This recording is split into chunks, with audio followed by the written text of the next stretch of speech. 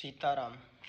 एक सूत्र से बात चालू करते हैं आज की कि शरीर जो है ये शरीर मिला है, ये ईश्वर की तरफ से मिला हुआ है। और जो आपको सुख दुख वाला मामला है वो ईश्वर की तरफ का नहीं है। कभी ईश्वर को इस बात के लिए टारगेट मत कर देना कि भगवान तू सुख दे रहा है कि दुख दे रहा है, कभी भी नहीं। क्योंकि भगवान का काम है आपको शरीर देना, वो बढ़िया अच्छा शरीर देगा आपको, पर पर सुख और दुख आपके कर्मों पर निर्भर करता है।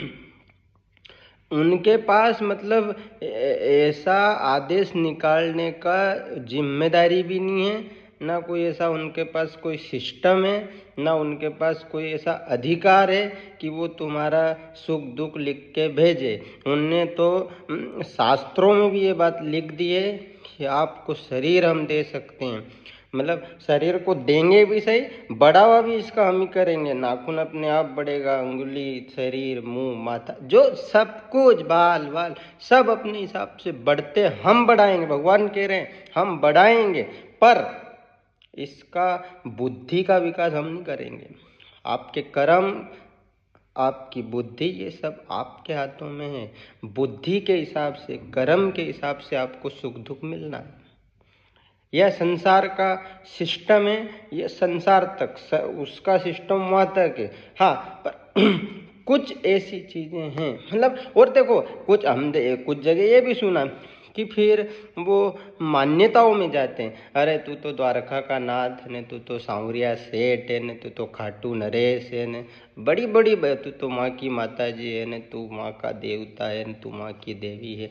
ऐसी ऐसी फिर वो मांगता करते हैं कि भगवान तू इतना बड़ा द्वारका का नाथ, तेरे से मेरा यह दुख नहीं कटे, दुख नहीं देखा है। इसका एक बहुत अच्छा उदाहरण देकर हम इस वीडियो को ख़त्म करेंगे।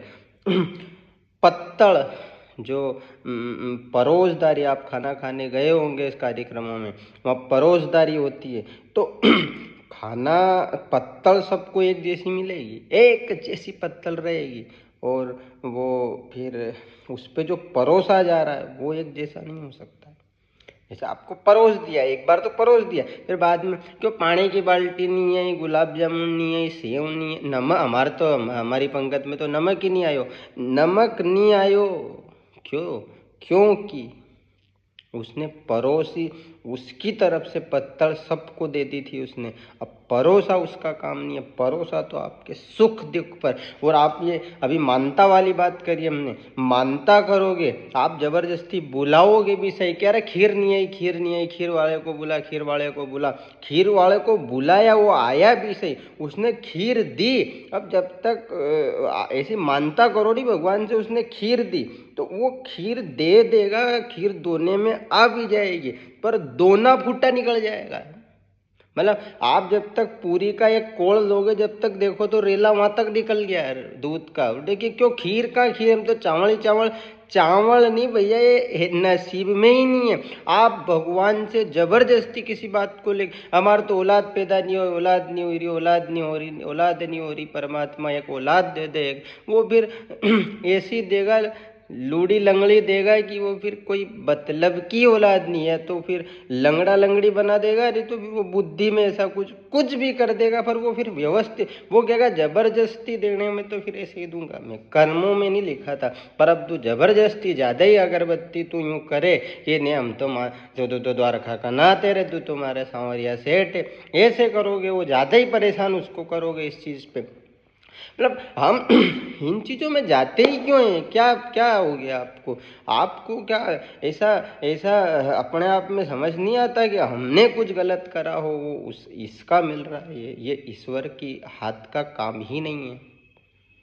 हम ये बाटल है, इस बाटल को उठा के यहाँ रख दी, यहाँ रख दी, यहाँ से हटा दी, ये आपके सामने ला दी, फिर रख दी। अब इसमें तुमको कि नहीं, ईश्वर चाहता तो ये बाटल सामने नहीं आती। ईश्वर है, ईश्वर सब कुछ करता है, यह भी तय है, पर वो पत्तल तक काम है उसका। फिर आपके सुख दुख पे, आपके कर्म पे सुख दुख निर्भर करते हैं। इन छोटी छोटी बारीक बारीक चीज़ें हैं, अगर इनको समझा जावे तो प्रश्न ही खड़े नहीं होंगे। समाधान की तो बात खत्म करो, आप प्रश्न नहीं आएंगे। इसलिए कहा गया है कि बस ईश्वर को ध्याओ, उसको जपो, भजो और अच्छे कर्म करो। बस यही तक रहो, ज़्यादा उलझने की कोशिश भी मत करो।